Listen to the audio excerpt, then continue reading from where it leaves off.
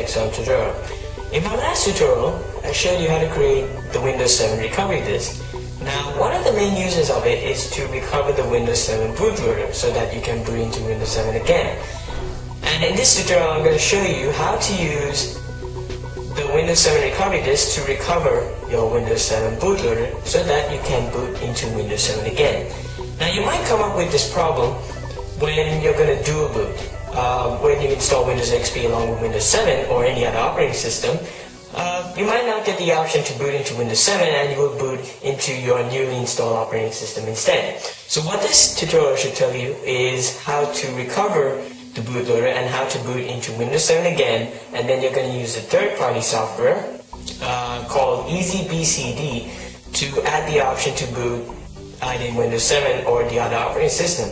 Now if you want to watch that video, it should pop up on your screen right now. All you have to do is just click it. And if you have not seen the video on how to create a Windows 7 recovery disk, that pop-up should appear on your video right now as well. Okay, so what now?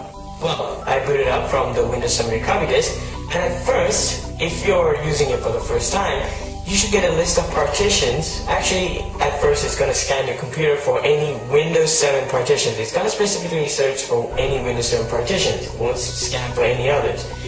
And if you find your partition, you're going to click it and click next. So you can already see, I already selected it, Windows 7 Ultimate. Now this recovered option was a long time ago on local disk C. Now what you're going to click is Command Prompt. Yes, we're going to be messing with Command Prompt for a while, but this should be very, very easy. So, first off, you're going to type boot rec. Now you should get a couple of options. What we're going to be messing with today is the first, second, and the fourth option. So all you have to do is just basically type boot rec and then fix MBR, which is the first one that you see right here. Type that. Okay. And the operation completed successfully. Next one. Boot rec / fix boot. It should take a bit. The operation completed successfully. Now for the next option. Boot rec / rebuild BCD. Now I'm not pressing enter for this one because my bootloader is already working perfectly, so there's no point typing this in. But this is an important step. This option will basically, how do I say this? Reset your whole BCD configuration, meaning that it's going to reset or clear the whole list in your Windows 7 bootloader. Now your bootloader is already recovered, but what rebuild BCD should do is should clear the whole list. Now you have to make a new list on your own. Now that's what we're going to use with the EasyBCD software. Just check out that video. And well, this is if you're dual booting. Otherwise, fix MBR and fix boot should be fine. But if you have dual booted with Windows XP or any other operating system, then I suggest you type in this option as well. Otherwise, if you're just trying to recover the bootloader, or if you want to boot into Windows 7 again, then the first two options, which I just typed, is enough. Okay? So I'm not going to press enter for that. And now what we need to do now, if you have pressed enter on the rebuild BCD option, then you have one more step to do.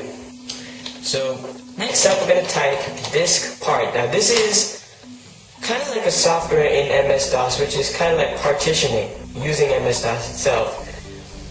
So once disk part starts, we're going to type list drives. And what this should, type the wrong, list drive disk.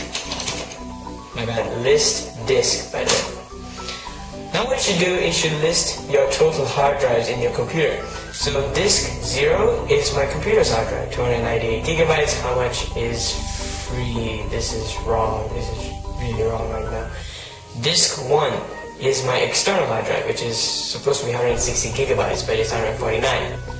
Okay, so what you're going to do is you're going to select on your hard drive which has Windows 7 in it. So that's obviously disk 0. So select this 0 and that should be selected.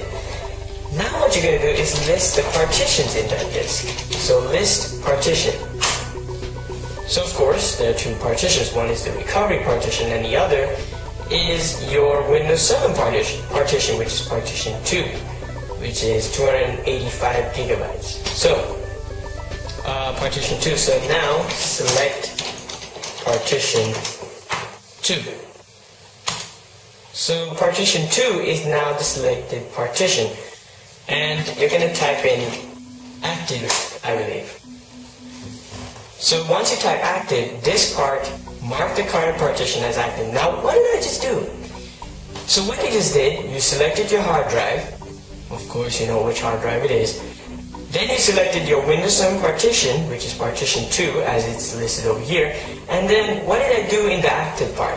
Well, when you type active, when you reboot your computer, it should boot into partition 2, which is your Windows 7 partition. So it has marked it as active, which means the next time you reboot, it should boot into this partition itself.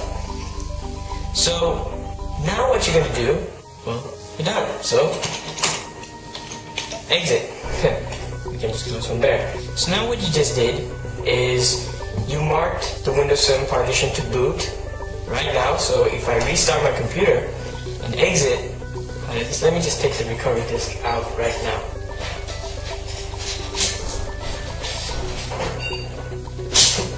Okay, so yeah, it's not covering the whole screen, unfortunately.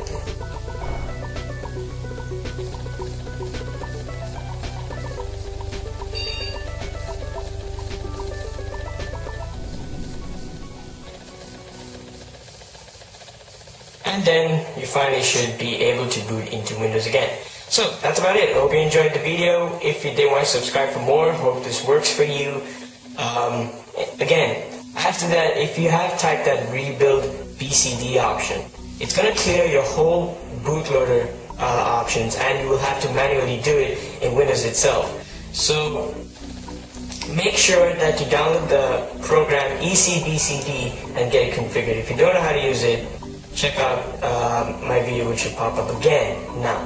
Okay, so that's about it. Hope you enjoyed the video. If you did, want to subscribe for more. So thanks for watching, and have a great day.